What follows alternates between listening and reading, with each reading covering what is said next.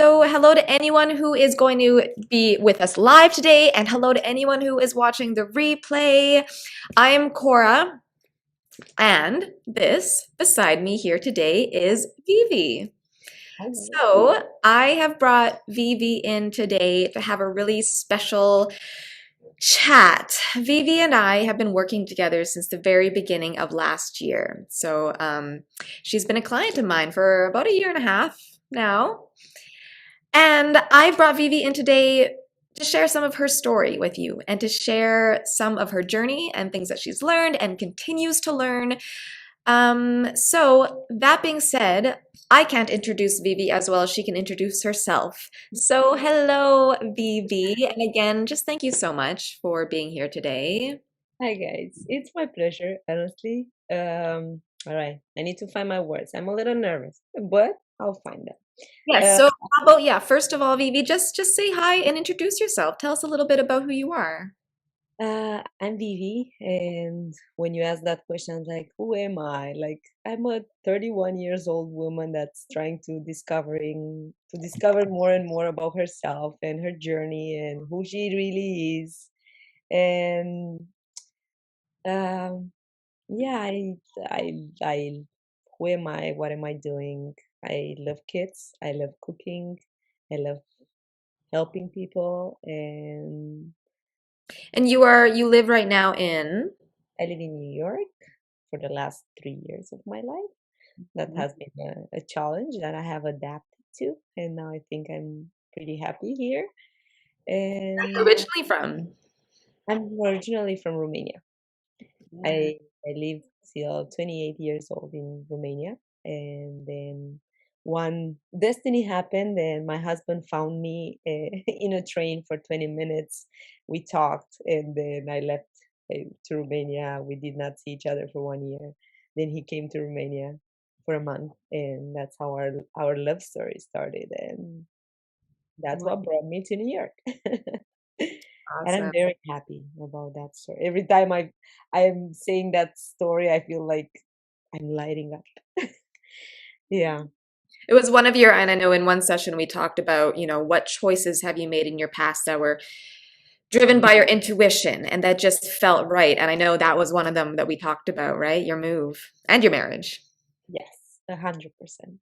I feel like with that move started also a big change of myself.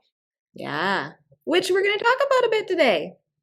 Yes. So, um, that being said, let's go back a little bit to more like the 20 year of 2020 before I even knew you. And I'd love if you could just share, what was going on for you at that point in your life, specifically in regards to your health. Um, what was happening for you and why? Why did you first even reach out to me? Mhm. This is a very interesting story. I'll just make like a little sum up of where I'm coming from. Meaning, I started dieting and exercising when I was 16. um, I never actually look at it as I'm looking at it right now, like with so much awareness and what happened throughout the years and what I was actually doing, what I was trying to sort of like prove to others and stuff. So I started dieting and exercising when I was 16. I was very obsessed, sort of like with looking pretty, feeling pretty, wanting to be beautiful and stuff because I love when people told me things like acknowledge me and stuff. Then when I was 22, I became a aerobic instructor. So I was working like 7 days. I was exercising 7 days a week, and I did that for 7 months. And that's when I feel like my period started missing, not coming so much. The flow was not so intense and stuff. So then is when my health started taking a different route, but I Mhm. was not observing it. I was like, yeah, it's okay, it's normal. Um, and then I got hired as an accountant and I worked for 5 years. And the stress of the work and the fact that that's not who I am, like I just discovered that I don't like that. I don't want to do that. That's when my period actually started going like not coming sometimes, missing 1 month. And yeah, I connected with that. That's the period when my health really started knock my door, my consciousness door. Mhm. So in 2020, I think 2019, I was still obsessed with how I look and the food I eat, and I shouldn't eat that, and listening to a lot of podcasts and stuff. And in 2019, I was in Turkey with my mom. She was cancer treatment, and I don't know how I found a program called WildFit, and I followed it, and I did it for 3 months, and I felt it worked so well for me because I stayed with my mom like 2 months and a half in Turkey, and there was nothing to do there. And this program sort of like, oh, give me life. I have something to do. I followed this, and I was looking forward every day to listen to the videos and stuff. In the end, I feel like it helped me. You know, when you do something and you reach a point where it needs to be really big so you can see it. That's how I feel. It took me to the point of I was feeling super guilty about the food. I was afraid to eat that and that and that. And I still like it. I still wanted it. So that's where I was in 2020 when I met you. And I was trying to become a health coach, training this program called WildFit. And in 2020, I was trying to become a better coach. And I think I enrolled myself in a Facebook group about the period. No, I don't think it was about it. It was just about coaches. Yeah. And Mhm. where that the only thing I got from that group, and I always say it was your message where you were saying that you're recovering from amenorrhea, and that I resonated so much with your message that I texted you, I think, in private, and that's how we started talking. And by the way, while I was doing this Wild Fit program, my period stopped completely for 1 year. That's when, all right, this is not going well. That's when I felt like maybe I should change something. It sounds everything super healthy what I'm doing, and I feel good. I felt good physically, but I don't think I was necessarily healthy. From a beautiful and physical perspective, I was a princess. But from a mental perspective, oof, I was so low, so low. I was not, my mental happiness was not, definitely not where it is today. So that's why I reached out to you. I felt like I resonated with your story, and that's how we started talking and started working together. I feel like that was the moment. It sounds like you went through such an experience of disconnect between, the elements of health that we are sort of shown. I'm not even going to say told, I'm going to say more shown in the world and through society with diet culture and diets and food and body appearance, and how a lot of those, you were ticking all those boxes. It Mhm, sounds like you really felt like, yes, I'm doing those things and I'm seeing those kind of shifts. But as I do those, something inside of me is not working. mhm, And you were able to recognize that. You were able to recognize that even though these things are happening, I am getting less and less happy. I am mhm. getting less and less connected in some fashion. And you wanted to explore that or see what was going on. And of course, you had the physical marker that your period had now gone for a year. Yes. Yeah, that's true. When you were talking, it was like, yeah, of course, your childhood, your parents told you all the time what to do, where to go, how to do things, and it felt like I'm following everything that the mainstream talks about out there about health, and I want to try that and that and that, hoping to find something, hoping to, because we all do something in order to become like, we think that that's going to make us happier or happy. And it was working for me, but like short term, it wasn't like, and I don't know if we will always feel like that complete happiness because we will always be searching, right? We will always be the ones that we want to discover because that's what probably what happiness is the idea of enjoying while discovering things, right? Like enjoying the present and being here. So yeah, I was following but not necessarily being present or complete or happy or Well, that's part of the journey, and everyone has their own timeline, but there does come a moment when the journey moves from looking outward to looking inward and yeah, finding the things that we need to do for ourselves, for our own health and happiness, not what someone else is telling us. yes. Oh, that was such a big switch, such a big shift.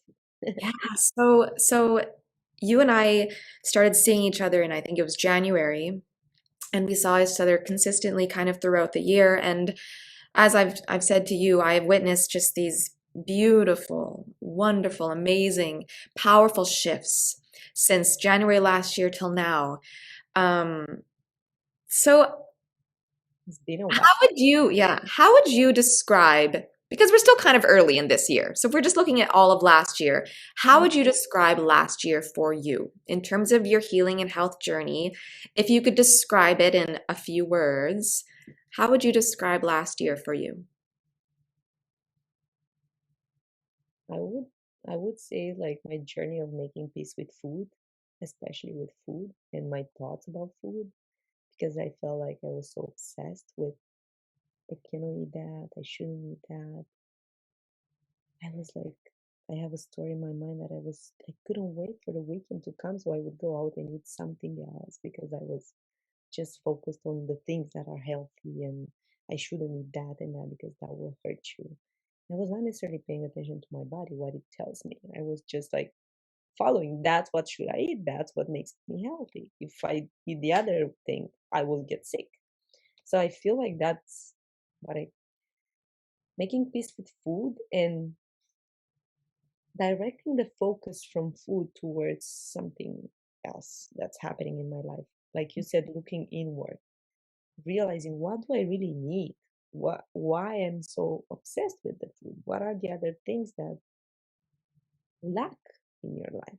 Yeah, and I with you I discovered so many. So many. Would you mind if we talked about a couple of them? No, I don't. I don't. Yeah, The you and I. one where Yeah, yeah, sorry, go ahead. So I was just gonna say we have made some connections between, like when, specifically for you, I know it's when these rules start getting a little bit stronger. And also when that we have talked about this rebel kind of Mhm. that wants to eat fast perhaps or eat in ways that you don't feel are mindful. And we've talked about, okay, what does that mean when those things are happening? What connections can we make in your life? And we've come up with some really powerful ones. So if you could share with us maybe a couple of the most significant ones for you, that'd be awesome. I feel like when I was talking earlier, I feel the first one that came was the speaking up for myself. Like I remember it and I did it with you. Like our house is small and I was afraid to tell my husband, I want to stay by myself in the room and do my session with Cora. So I was sort of afraid of speaking up and telling him this is what it is and I want a little bit of privacy. And it doesn't mean that I show him I don't love him, or it doesn't mean that uh, anything else will happen afterwards. But I was afraid to say this because I didn't want him to feel weird or feel that I'm hiding things from him. And he was just like, no, it's not that. I just need my privacy with Cora. And that's when I felt that was the main point of me realizing how important it is for me to speak up, like to say what I want, to just ask for what I want, which it's not like you have to always ask, is it true what you're thinking? Because what I was thinking that Miguel, my husband, will think, oh, she doesn't love me or she's hiding things were not true.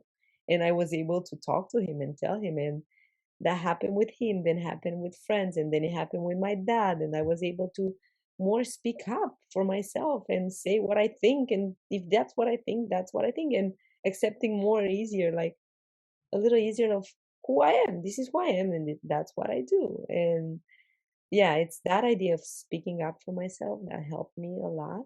What did you learn from those experiences when you first started? And of course, that is so scary when we aren't used to speaking up for ourselves, and when in our culture and society, especially for women, we're told we're not supposed to do that because we're told that's being needy or asking for too much, and we believe that that's going to result harmfully to us in some way. But what did you learn each time you spoke up for yourself? What happened? I can say that each time I got a little more confident, a little more confident, a little more confident. Like I learned that by doing that, I'm more secure with what I do. I don't need the food to make me feel good. I was feeling good just because I was speaking up for myself. I was saying what I want. And I think it's the more you say what you want, the more clear you are about what you want. Because when you just, you know, eat it in, just swallow it, you'll never be finding if you really want that or not. Like it was more like the more I was picking up, the more I knew who I am and what I want. That's how it Yeah. felt.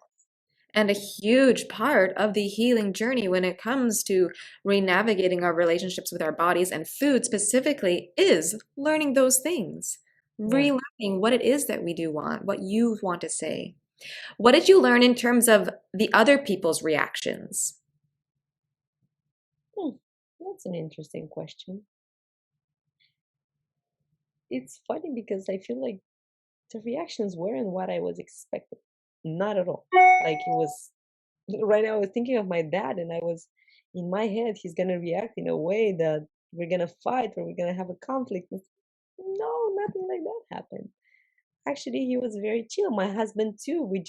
I feel like our relationship got better when I started. Because, I don't know, we think that men like vulnerable women or submissive and stuff, but they don't. They like us to be strong. They like us to be confident. And I think he liked that I was like speaking up for myself of what I want. So their reactions were nothing what I was picturing in my mind. And that happens often. I think that's going to happen and it might not happen like that. So Well, yeah. and I think that's a lesson for everyone listening to listen to a little bit extra hard is yes, those voices in all of our heads tend to be very good at amplifying things and saying something is going to happen.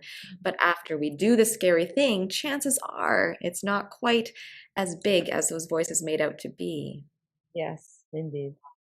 And going back to your question, Cora, what other things I Mhm. feel like helped me in this journey is that I realized connection with people. You know how many times we reach that word connection. What do you need? Connection. What do you need? Like I'm happy when I'm out with people. I'm happy when I'm with friends. I'm happy when we're playing a game.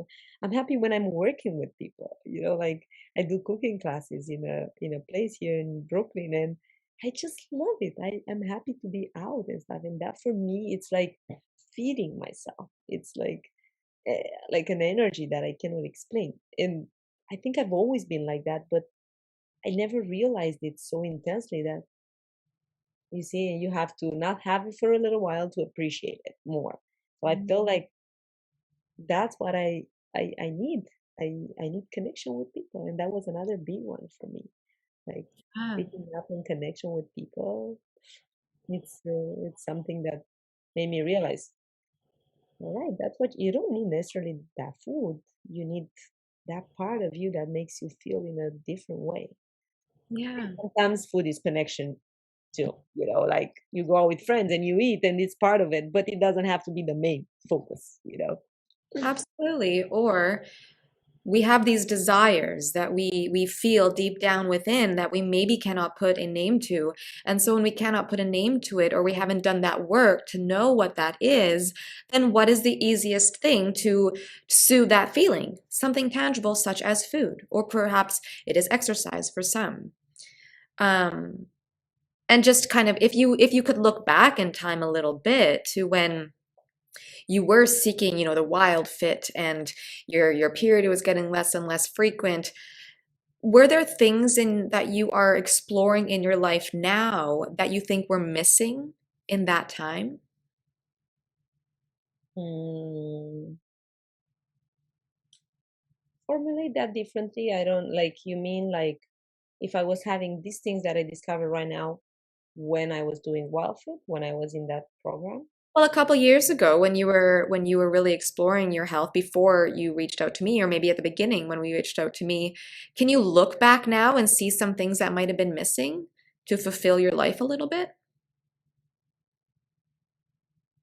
Oh, of course. I think all of the things that I just told you were missing. I was not aware of them. Nobody taught me to look differently. That program was especially focused on the food and mainly on the food. It was a little bit of psychology around it too, and a lot of good questions that I learned to ask myself. But the main focus was the food. So definitely I was not looking from a perspective of what are my needs? Yeah, What are my needs? What do I need right now? What does my body needs right now? And if yeah, I would have a craving about something, I would feel guilty about it. So back then, there was a lot of guilt for me of no, you shouldn't. Like food was not supposed to be any need. Food was like I don't know, like if you crave food, you should feel guilty. It's not about the food. But I've learned that with you in a different way. I've learned it with in a way of having the foods and looking at that need from a different perspective. Mm. Meaning that if you feel like eating that, eat it, but it's not necessarily that you need. I don't know how to explain. I don't know if I Yeah, make sense. no. It makes perfect sense that you were just, like you just said, you weren't looking within and asking those questions of, okay, like what do I actually need right now? I know I feel this thing, but what is that saying? What does that mean? And you and I have explored these things that have made such an impact for you, and that is connection. Okay, I haven't been connecting with my partner this past week. Mhm.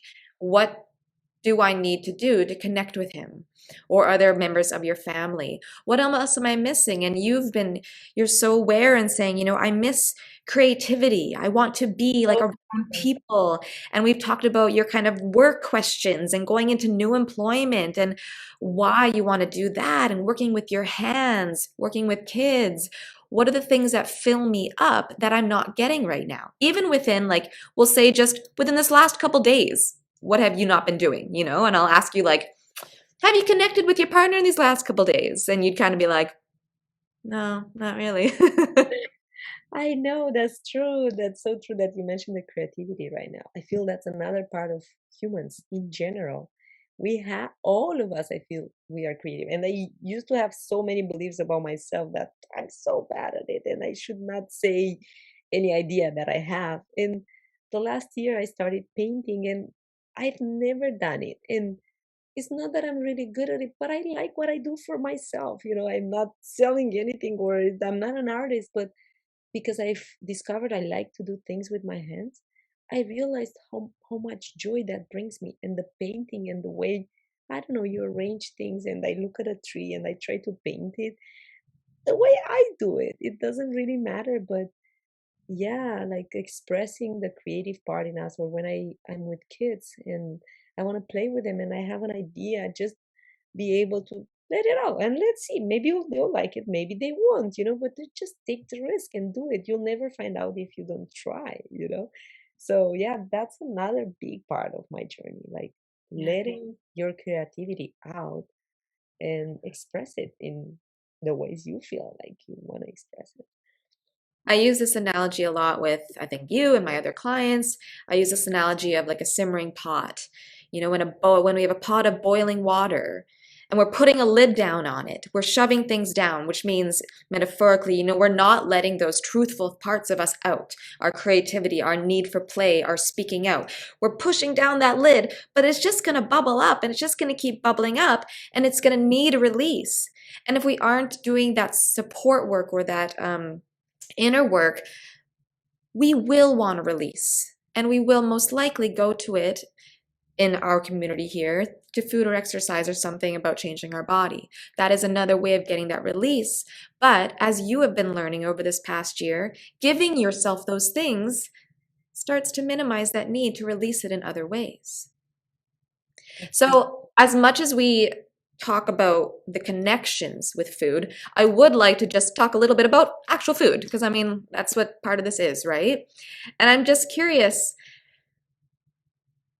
what are the main transitions or changes or shifts that you've experienced with your actual eating patterns and the food that you eat and enjoy and let yourself give yourself now versus, half a year ago, perhaps, or a year ago? The biggest ones are bread and croissants. If you were to ask me, I think we had this discussion many times, but if you were to ask me 6 months or a year ago, I was like, I want to have it, but I shouldn't. I want to have it, but I shouldn't. It was such a hard relationship, like you said, a heavy feeling. Like that was just the feeling of it, just the thought of it was making me feel heavy. Not necessarily the food was making me feel heavy.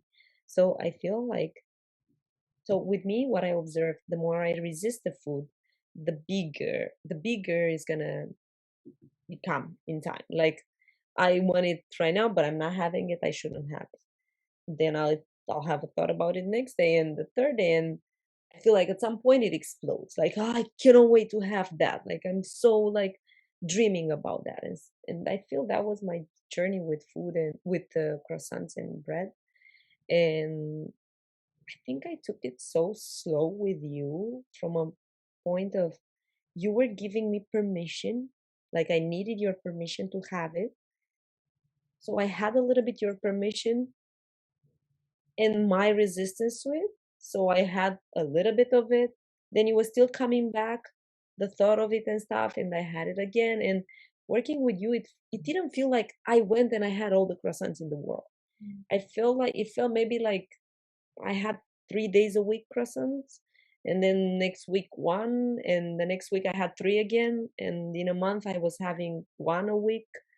And little by little, it felt like that obsession about it and the thought of you can always have it, it's going to be there, it's not running anywhere. It doesn't mean that if you have it you're not healthy or you're not going to have strength or you're going to become fat or your body's going to change in such a different way. So little by little I think like it was my resistance, your permission, my resistance, your permission, and little by little we reached a point where last Friday, what day is today? Thursday. Last Friday, I had half of a croissant and I didn't finish it because I didn't feel like it. And I finished it second day, Saturday, and it felt so like it's okay, it's there, I can have it. I'm still working the same with bread. Like I'm not there with bread yet, but I'm not where I used to be before either. Like if I see a piece of bread and I like it, I'll have it. Like I'm not. I just noticed that bread a little bit. Like if I listen to my body, it makes me a little bit like feel full for a lot of hours, and not full in a way of satisfied, more like a little uncomfortable. So I'm trying to see what's the minimum for me that makes me feel good. Like I'm still working with the bread. I would say I don't have obsession about it. Like oh, I cannot have it, but I Mhm. cannot say like I'm fully in love with my relationship with bread. So Yeah. actually the foods, yeah, this is what it is. And the rest just fell into place because I was not eating potatoes. I started eating potatoes. I feel like these were the two ones that I was feeling a lot of guilt around. And don't get me wrong, I still eat like whole foods. I try to avoid a little bit the term of healthy, healthy, healthy, right? Because what's healthy for me might not be healthy for you. But whole foods, like nutritious foods, like the ones that you can touch, that they are not necessarily in a package, that they were close to the earth, that I go to the farmer's market. Like I still have these whole nutritious foods and fruits and dark chocolate. Course, but that's part of the journey, right? It's taking away the black and white mentality. Oh Of yes. course, as I work with people, like it's allowing all. So of course I want everyone to have their broccoli or their kale or whatever they may think, but that doesn't need to be everything. In order to full, another word you and I have talked about a lot of about is satisfaction. In order Oh, to feel fully satisfied, we do need it all. But just because we're adding this over here doesn't mean we're taking away from this over here. We're just fulfilling everything else. yeah. And honestly, if we listen to our body, it will tell us if you eat 2 days bread and croissants, third day you're gonna feel like eating broccoli. It's like it will tell us if we listen. It's not like Yeah. you will, because one of the fears is I won't be able to stop. If I start, I won't be able to stop. And I had a lot that fear of what if I won't be able to stop sometimes. And I can see now that I am more and more able. It doesn't happen right away. At the beginning, it felt like I won't be able to stop because probably I was craving it and I was not allowing it for myself for so long. But little by little, it doesn't, it feels like I have the power to stop, not the food. And it does become a easier relationship. And probably the moment your body is like, all right, we had that too. It's like we have what we need from that food. We don't necessarily need it that much. You won't feel that much like, oh, I want it, I want it, I want it. Like I feel like many times it's like a mental obsession. Mhm. I'm so happy you mentioned this and you brought this up because that question, I will never be able to stop if I let myself eat XYZ, is I think one of the biggest fears that a lot of people in this healing journey have. And the ultimate goal is finding that trust with the body, as you have mentioned. And like you have shared with us, it takes time. Like you said, you and I went through this like little step, resistance, little step, resistance, little step, but we worked incrementally and consistently. And so, with time and knowing the questions to ask and the things to look for, you have began to learn that your body, like you said, will shift and it will be able to send you messages that say, oh, now I want broccoli after a week of not wanting it. Funny how that happens. Mm-hmm. Yeah. And it's So, another yeah. important thing. Sorry for interrupting you. I feel like, where is your focus? Because my focus was, oh, I ate one croissant. I'm so guilty. That was so bad. But I was not looking at all the other things that I was doing with my meals and my body and my like. I was so good in many other ways, but where you're focused, and right now I know and I understand it's not bad. You don't have to label it good or bad if you ate that or didn't eat that, right? But where is your focus? Because we feel like we're not doing the right things, but it depends where we're focusing on. Like I have a different idea, but I think I missed it. No, well, that was, I loved that. It's also recognizing what health means to you and to each individual. And health in many aspects, especially in this healing journey, is giving yourself that food that you've been fearful of. That is healthy because that, like you said, it's focusing on the bigger picture, your mental health, your happiness, your fulfillment, your satisfaction, you know? I And remember, it mhm. was about I won't be able to stop. So where's your focus? You focus on that experience where you maybe were not able to stop because that happens. That can happen too. Or you focus on all the other times when you actually were able to stop and that was okay. You had a little bit and then you stop. Like that's Yeah. what I'm saying. Where's your focus? Because if you focus only on that one experience that you couldn't stop, yeah, it will feel like big, it will feel like heavy, it will feel like I will never be able to stop. But if you focus on all the other meals that you had and you were able to stop and you had a little bit, then your perspective about it will change, like where's your focus? That's a big question. Oh, I love that. I love that, Vivi. And this is such a perfect segue, I think, into my next kind of question, in terms of what things have helped you along the way. So I'd love to hear, this was one of them, like asking yourself, where are you focusing right now? And for you, it sounds like you're focusing on the progress that you have made and the other experiences you have made. But what else has helped you along this past year or so in terms of mantras perhaps that you've told yourself or thought tools that you've told yourself or maybe things that you would do or you would reach out to someone, for instance, if that makes sense? What things have helped you stick to goals, continue moving forward in your healing journey?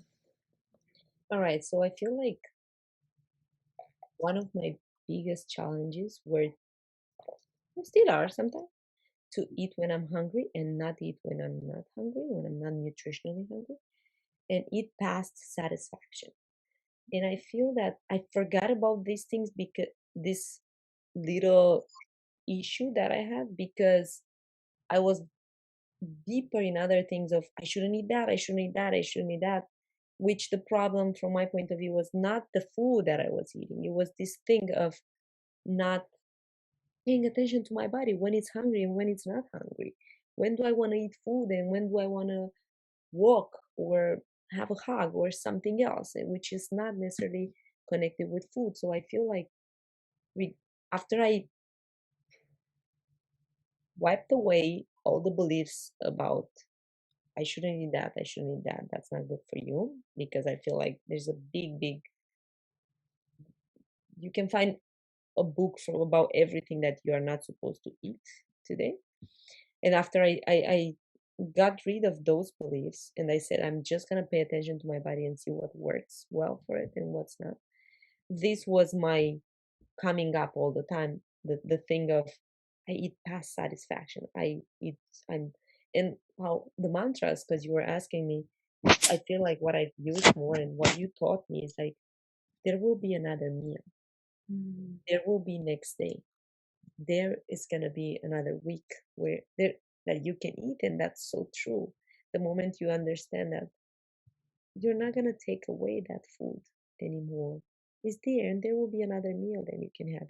You don't have to eat past satisfaction and feel uncomfortable. Mm. So those are some of the mantras. And I remember not about another one because I had this idea of that food needs to be perfect and I need to get the satisfaction all the time. And when I wasn't, I was disappointed. And my disappointment was translated into I need something sweet, like I want to eat something else so I will feel satisfied.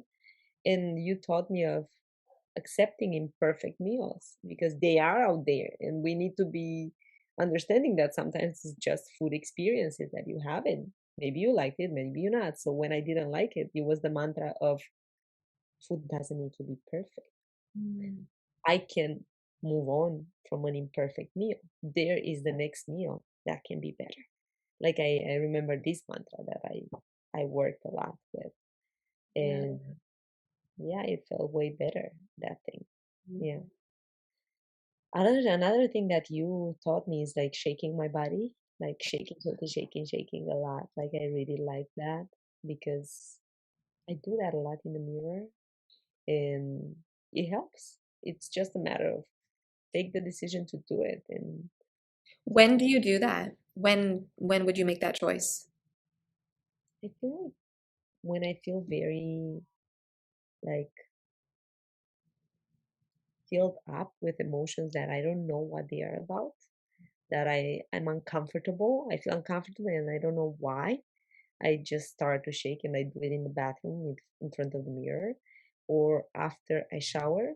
And that feels good after I shower because it feels like I'm letting everything out. Like, and I do also this with the water and stuff. So that's the moment when I do it the most. And I do it sometimes with my clients too. I have a teenager, 14 years old, and she feels a lot like that. And I do it in the same time with her, and it feels so good. It feels like I'm shaking her emotions off too. It feels like very interesting. Oh, Yeah, yeah, that's one of the things. oh. Let me see, because I wrote some other tools. Oh, what I wanted to say is the power of the thoughts. Like, I think I've been working a lot with my mind lately, and simply recognizing what am I thinking? Like yesterday, I sprained my ankle, like I was telling you. I can see it from a perspective of, oh, I cannot go out, I cannot walk for 4 days, I have to be staying inside the house, and I'm such an active person. I can listen to those thoughts, but I can also listen to what are you learning from this? What you didn't listen when your body was telling you, don't go exercise? What were you focusing when that happened? Because I was so aware that some things were happening and I'm getting so many lessons from this and thinking I can paint, I can read, I can watch a show, I can do so many things being inside, right? So it's choosing which thoughts make you feel good because it's such a choice of the thoughts and the ones that will if you choose the one or even just change the ones that don't feel good into something else that feels better, it will make you feel have a different attitude. So I feel like I've worked a lot with the power of my thoughts. And there's a spiritual lady called Abraham Hicks. I don't know if you heard of it, but I've been listening to a lot of her videos and that has been helping me a lot. Like in the morning, sometimes I wake up with a lot of energy and I just go in the park and walk and listen to her. And that has been very helpful too. Let me see. Yeah. Just Reading. just on that, just to touch on the power of thoughts, it is amazing and something I always try to express to my clients is that we do have power over our thoughts. And what you are talking here, for anyone listening, this is the self-coaching model that I do teach as well. And first of all, I'll say we can't control our first thought. None of us. We can't control the first thought that comes into our mind, but we can control the thought that comes after, how we respond to that thought. And so something I teach clients is, yes, kind of going to a reverse self-coaching model and saying, okay, how do I want to feel? What thought could lead me to that feeling? And that's a way that we can bring up a new mantra, a new thought for your brain to give you. So I'm just amazed that you've been able to use this so efficiently and seen the benefits. Okay, what was next? You said breathing? Breathing, yes. Breathing, I feel like I was on and off with breathing, but I, those things that you're not aware they are helping you, but they are actually helping you. That's breathing and meditation. I feel like I don't meditate every day, but sometimes I do. Let's say 3, 4 times a week, I do for 10, 15 minutes. And when I meditate, I also do the breathing. So I feel like I don't see an impact right away because there's nothing happening, right? But I think long term has been helping me with my anxiety, with my way of looking at things, with my triggers, with my thoughts. Like, don't say that if you don't really mean it or if you don't really feel like saying it, like breathing. And also when you're very like you feel like angry or stuff, like I feel breathing has been helping me a lot. And meditating, like just focusing on the present moment and try to be where you are and pay attention to the thoughts, then come back to your breathing. They will come. The thoughts will come 100%. They always come. But it's the ability of letting them go and focusing again. And I wiggle my fingers, I wiggle my toes, like I pay attention to the fridge or all sort of things that I do. And this is one of the things that I don't think you have a feedback right away, but long term with your mental and nervous system, I think they're very helpful. Like Yeah. they were part of my journey, and they are still are. I'm still doing that. I'm so glad you said that, Vivi, because that's so very accurate. A lot of the tools that we bring into the recovery and healing journey, they don't work right away like people kind of want them to. I think all of us humans, we love the instant gratification. We expect things to happen right away. And one reason why it's important to work with someone in some fashion is to be able to say, that didn't work, screw it. And then someone to say, do it again. Just keep doing it. Because there is that trust, that blind trust element of even if you don't feel something right away, it's doing things. It's doing some things that you can't see. And eventually you will feel the shift. Yeah, So thank you for saying that. that's true. I heard something from a lady I was listening. She said, "I wish breathing would cost or meditation would cost, so people will give more importance to them because when they pay, they feel like that has more importance. It feels Ah, more expensive, but it's so free that people take it for granted. oh, It's so easy that yeah, I don't know if that's gonna help, but that is so true. sometimes we feel like complicating ourselves with powders and supplements and that when I think life is a lot simpler than we think, many times, and we don't focus on that. We're not aware of that. But it's a learning experience, and I think everything happens for a reason. So yeah, yeah. Were there any other tools you wanted to share before I move on to my last kind of question? Let me see.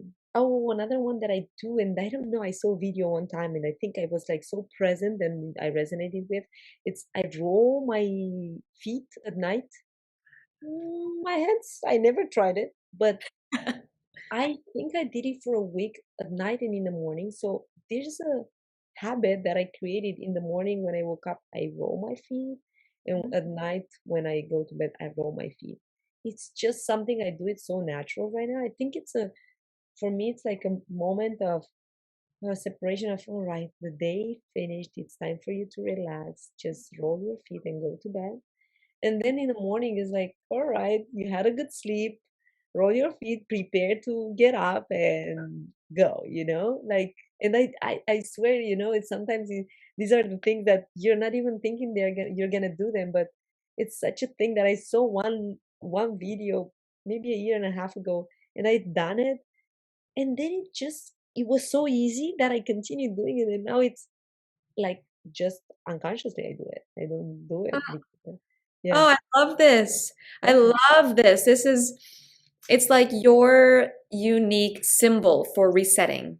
I think um, I encourage all my clients to have something. I call it a touchstone or a recovery element, but something that kind of brings you back, restarts, resets whatever happened today. That's done, and now I'm moving on, or whatever happened yesterday, I'm moving on.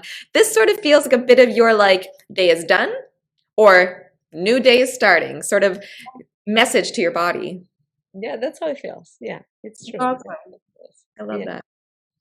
yeah, I think that's it. I don't It's have any other. wonderful. Thank you so much for sharing those, Vivi. So, as we just look to wrap up here, what, if anything, would you want to just say to someone who is right now navigating their own healing journey when it comes to their relationship with food and their relationship with their body? Is there anything that you would just want to share or say to them? When I was speaking to you earlier, I was thinking, Vivi, you're listening to this type of videos too, and for you it sounds like, oh, everything is perfect in that person's life, and no, it's not.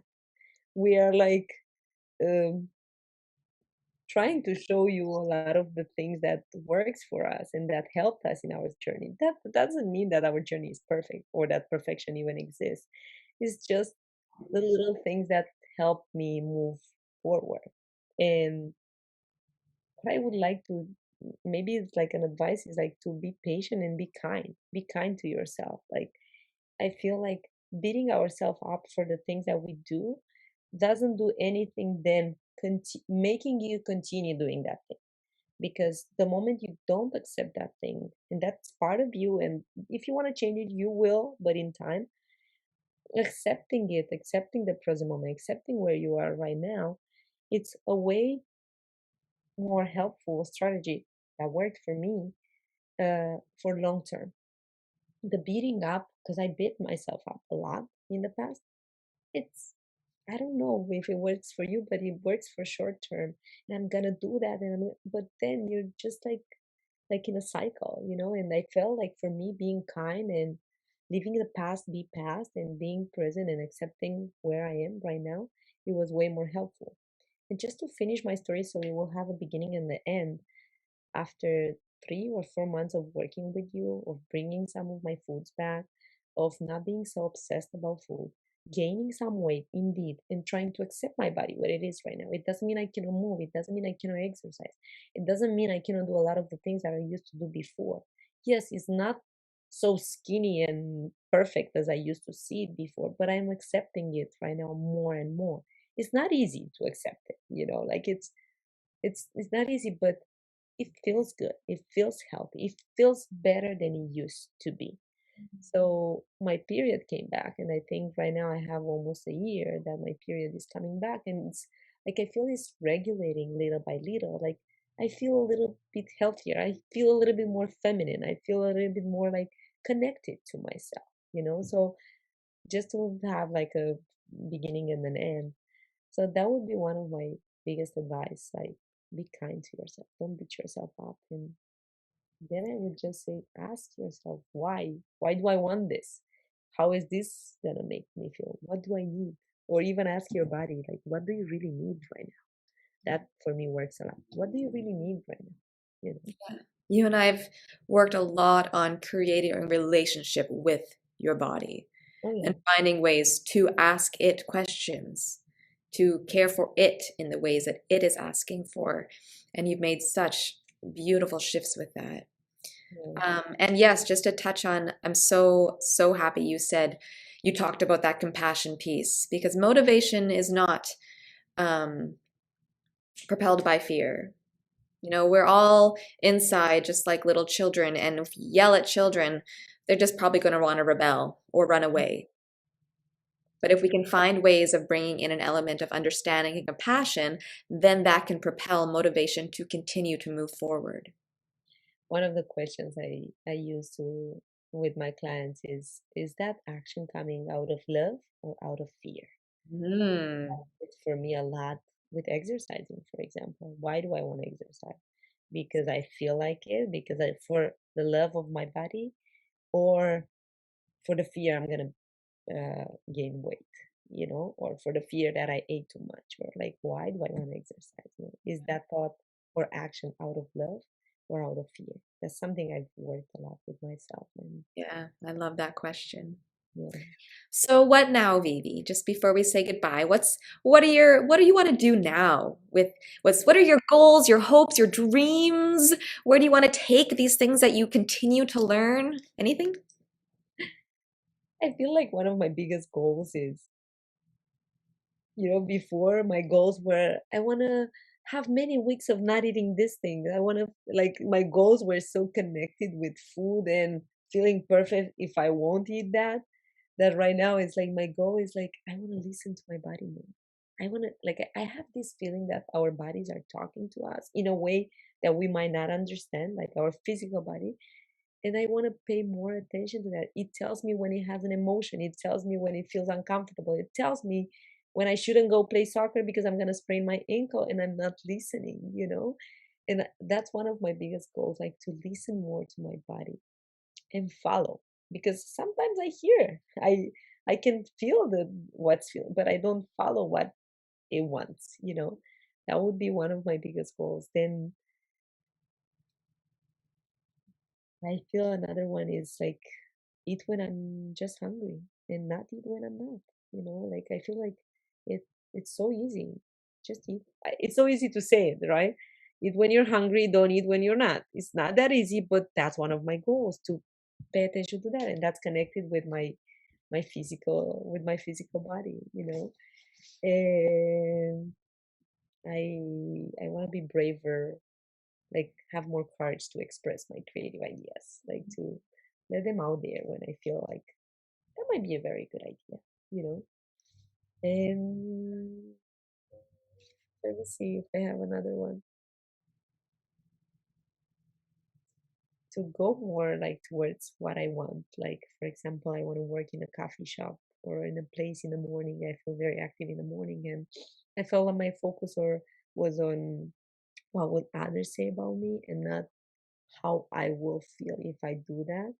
And that's one of my goals of doing more what I feel and not what I think the society is telling or the society is gonna judge me and stuff. And that will be one of my goals, to do what I want, what I feel I want to do and experience and see, like I did with the accountants.